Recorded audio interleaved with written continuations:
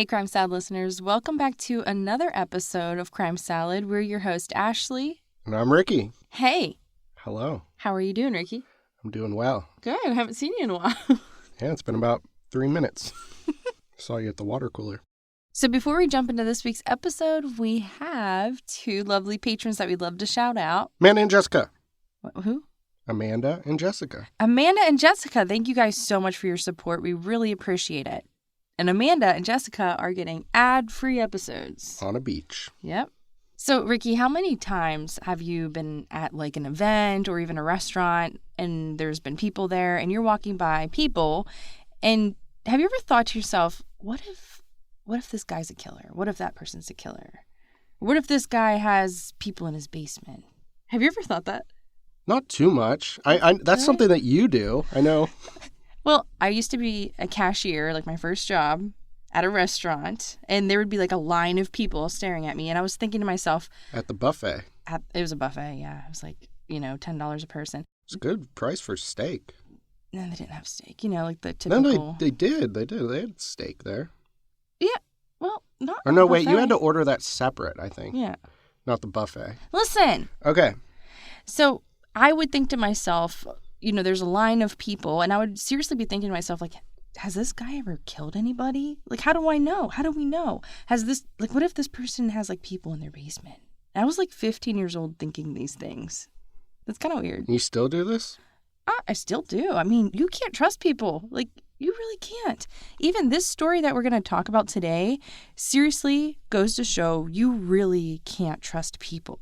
And the story is extremely heartbreaking that we're going to talk about today, just like all of our stories. But this one deals with an innocent woman, a mom of 3 kids. And she decides to get back into the dating scene when evil finds her. So get ready.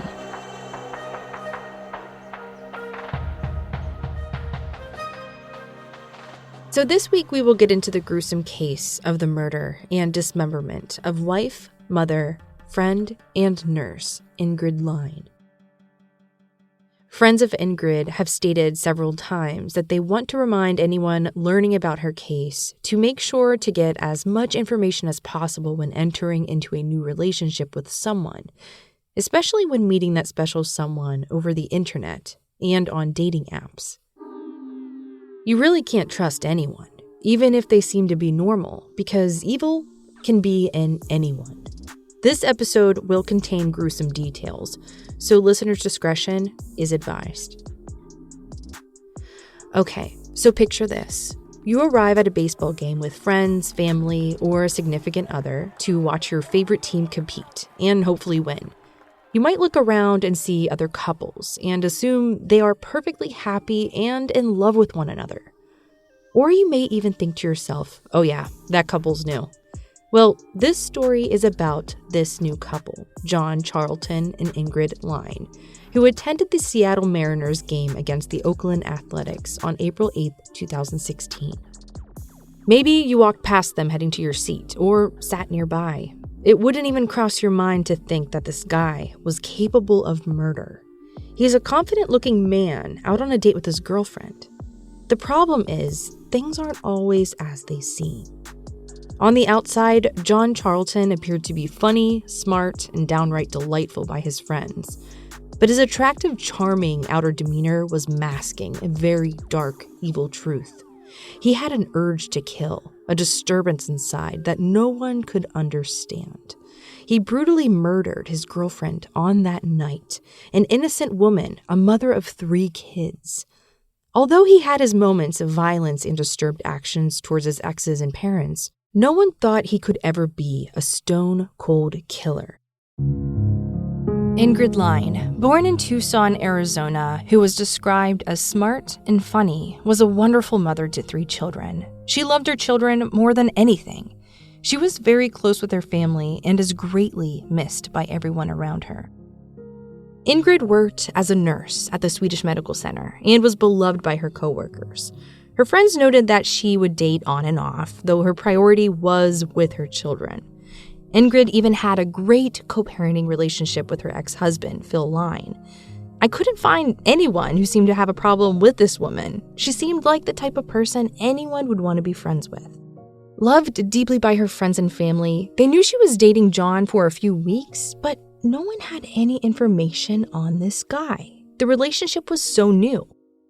It was a Saturday morning when Ingrid's ex-husband, Phil, arrived to drop off their children. He was concerned right away when Ingrid wasn't home. Phil knew Ingrid was a responsible mother. This wasn't like her. She never would have made plans the day she was supposed to take care of her children. Phil also knew she hadn't picked up a shift at the Swedish Medical Center, so she wasn't at work. It was completely out of character. Why was her Toyota Highlander missing from her driveway? He called Ingrid's cell phone several times, but the calls were left unanswered. Feeling something wasn't right, he ended up calling her mother, Georgia Bass, to ask if there was a spare key for Ingrid's house. Georgia met Phil at Ingrid's house, and they entered into the house together. Inside, they found her purse, ID, and her cell phone. You know, typical things you would bring along with you if you left your home. But her car wasn't in the driveway.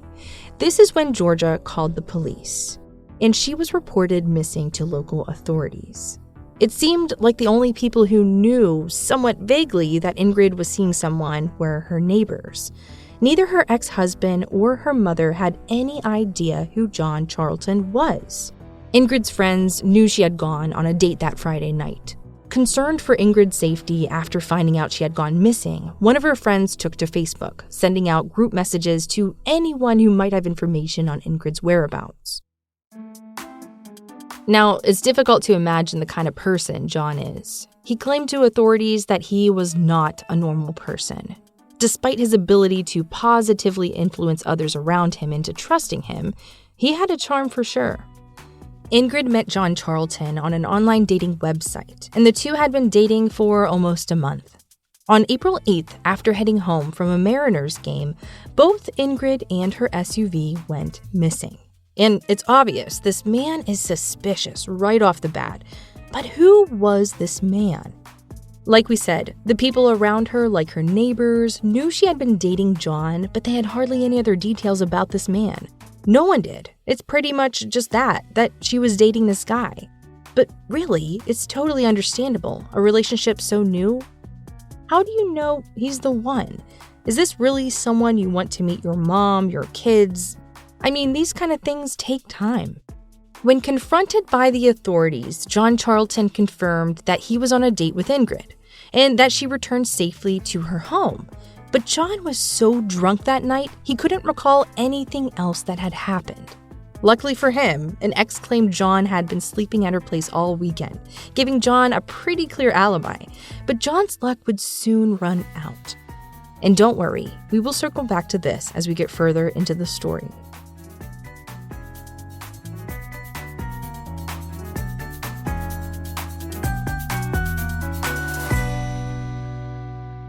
So imagine you're taking in your recycling bins from that morning, assuming your paper and plastic goods have been picked up and deposited appropriately.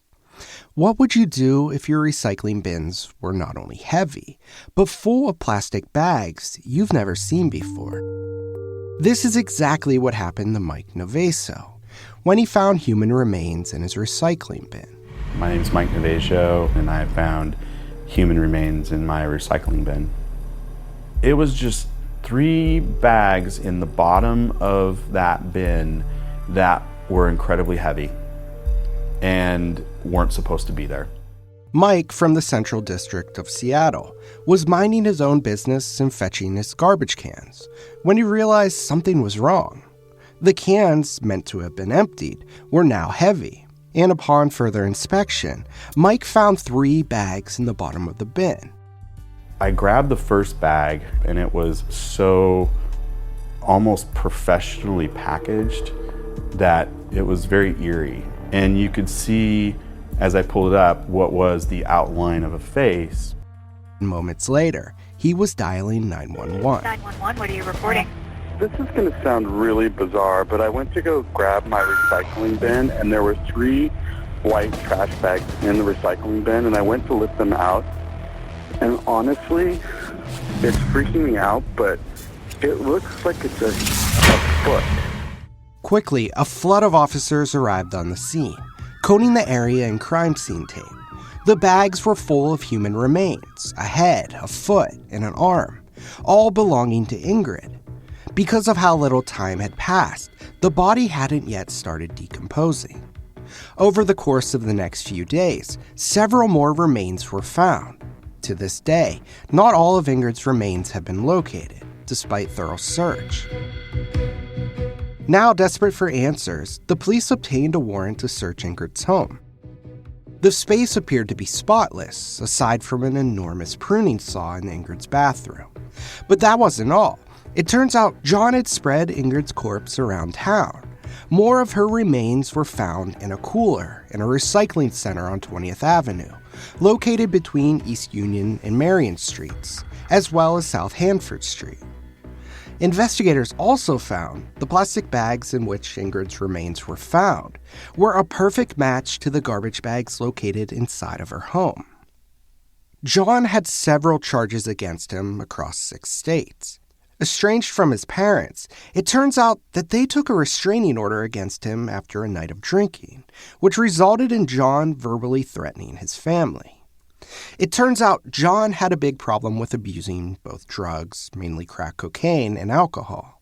And during this heated argument, it was reported that John grabbed a movie off the shelf, Hannibal of all films, and waved it in his parents' face, giving them a dark warning, telling his mother to watch it and beware.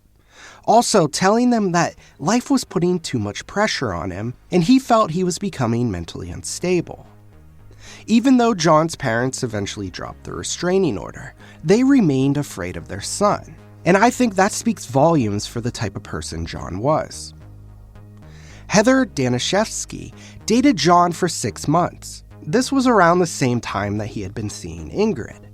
Heather thought John was handsome and endearing at first, but things quickly took a turn for the worse as the relationship went on. John and Heather dated right after one of his many arrests put him out on probation for theft.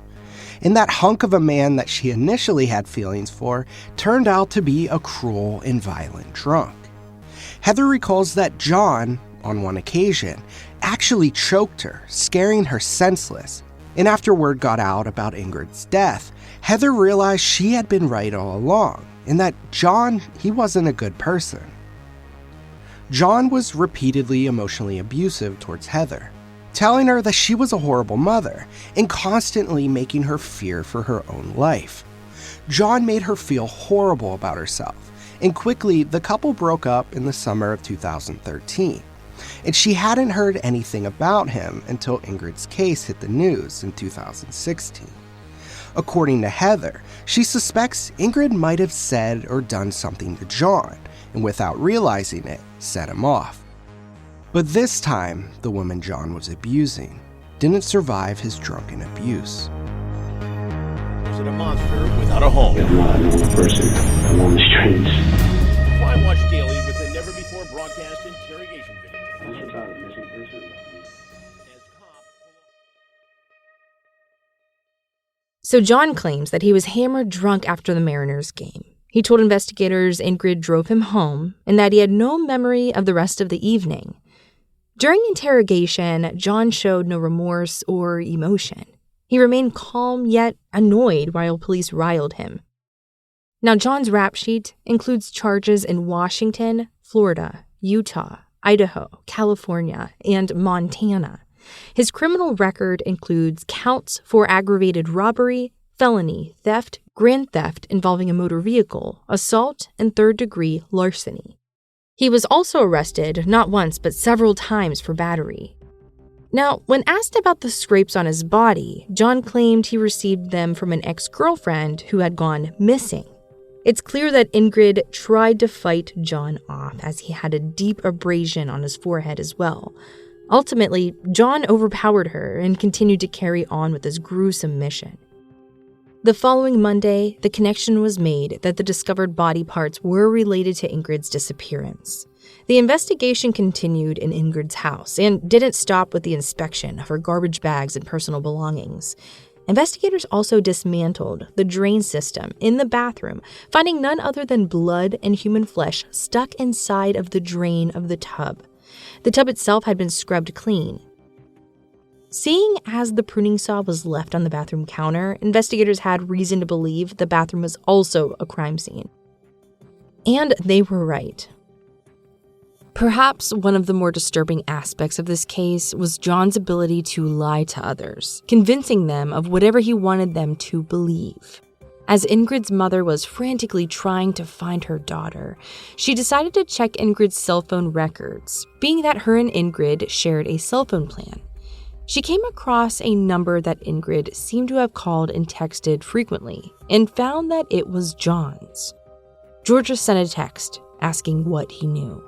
He texted her back, attempting to convince her that he had no idea what was going on, saying, "I thought she was with her kids today."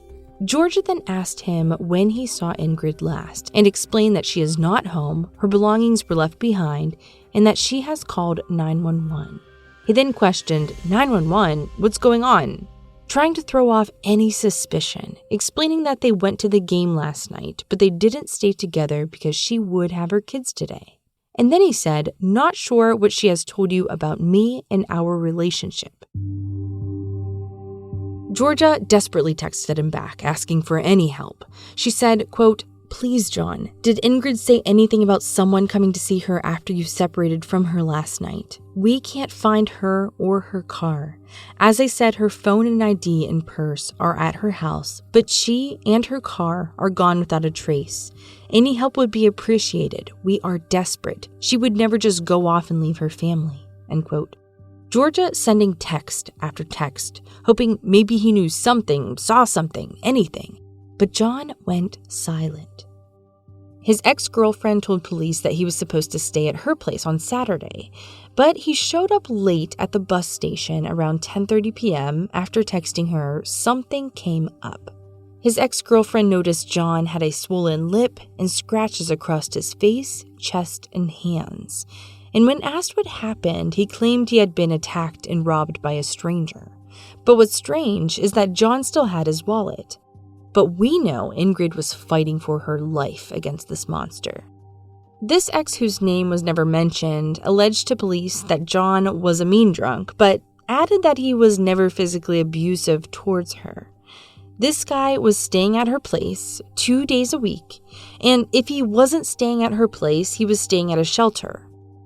But what stopped him from hurting her? This same ex received a text from John's sister letting her know that officers wanted to talk to him, and he knew exactly what it was about. He told her that it had to do with a woman he was dating that disappeared.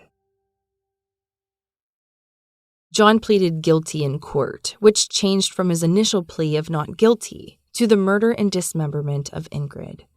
He was sentenced to 28 years in prison. When he first appeared in court, prosecutors had no reasonable cause to link him to the murder, at least not yet. There was a lack of evidence, and yet John's plea changed from not guilty to pleading guilty. Here we find out that not only was Ingrid brutally murdered in her own bathroom, but she was also strangled. And if we look back at John's ex-girlfriend, Heather, she mentioned in an interview with Dr. Phil that he would choke her while they were dating during their 6 months of them being together. Was this a sign that he had this evil urge to strangle someone? An urge that was hiding inside of him for a while now, but sadly made Ingrid the victim of his evil fantasy. John recalls possibly having sex with Ingrid and that she was acting strange. And I'm curious to know what he means by acting strange. Now, even though he was found guilty, John still claims that he has no recollection of that night. The police said John seemed rather nonchalant during his initial interview and continued to express irritation at being associated with Ingrid's disappearance. An article in True Crime Daily details the interview with police who claim that John, quote, expressed annoyance that he was asked questions about him when the ostensible purpose of the interview was Ingrid's disappearance. He claimed that he failed to contact police about the disappearance because he had been concerned or offended by text he had received from her friends and family, end quote. He is currently serving a 28-year sentence, which is the maximum number of years the judge was able to give him. However, the judge, Julie Spector, claimed she would have given John a life sentence if only she could. She called John vicious and cruel. When facing the court, John apologized for his atrocity, though it's clear he truly has not felt the weight of his actions. Looking back at John's previous aggressions and criminal records, he became overwhelmed by life, leading him to mental instability and heavy drinking. His motive for the murder has never been explained to the public. Ingrid's friend, Nancy, states that Ingrid was a wonderful and caring person. She described her devastation regarding the murder of her close friend. Ingrid wasn't just murdered. Her body was brutally violated and discarded like she was nothing. She fought to live, and you forced her to die. You smothered her laugh, you crushed her smile, and you left us with the nightmare of the unimaginable. When asked about John, Nancy didn't see any red flags. He was the type of person to act like everything was fine, and he carried himself with a confidence that tricked everyone around him into trusting him. Ingrid's friends, Nancy and Chrissa, want Ingrid's death to be a warning to other women. They warn everyone dating to not go out without alerting friends and family whom you might be going out with. They also suggest taking photos of said date and to routinely check in with friends about whereabouts in the hopes that this may prevent future atrocities from taking place. And her ex-husband, Phil, he had the hardest job of all, telling his own daughters that their mother had been murdered. It is impossible to imagine the grief sustained by the family. Currently, there is an active GoFundMe page that was first established in 2016 to gather support for Ingrid's 3 daughters. Before John's sentencing, his bail was initially set at $2 million before being raised to $5 million. John's mother claimed that John would likely try to leave the state after his release, hence the request to up the amount of his bail. Seattle's Swedish Medical Center, where Ingrid used to work as a nurse, issued a statement regarding Ingrid and the GoFundMe for her family. Quote, "The news of Ingrid Lyne's death has been incredibly tragic and shocking for all of us. Our hearts are heavy as this news brings a feeling of profound loss for the Swedish family and all who knew and loved Ingrid. We are doing all that we can to ensure that her colleagues receive the support that they need right now as we collectively grieve. Our continued thoughts and prayers are with Ingrid's family and friends during this time. If you would like to support the Ingrid family, we have confirmed that their preference is that donations be made to this account, GoFundMe.com/Ingrid Lyne. Her name is spelled INGRIDLYNE. All of the money donated will go to a trust fund that has been established for her girls." End quote. At the time of Ingrid's death, her daughters were ages 7, 10, and 12. Their community has come together to support their family, both by donating to the GoFundMe page that leads to a trust fund for Ingrid's daughters, and by taking care of Ingrid's surviving family members. The death of Ingrid is a horrifying blight, the weight which will never be fully erased. John's actions are not only inexcusable, but they're irreversible. We hope that Ingrid's family and friends stay strong as they navigate life without Ingrid physically being in their lives. And remember the words spoken by her friend Nancy. You killed her physical body, not her energy, her soul, or her light. Ingrid is here represented by those who love her. Although their lives have been changed tragically, there is no doubt that Ingrid's daughters are growing up to be strong, confident young women who will live on in their mother's legacy. This completes this week's episode. We will see you next week.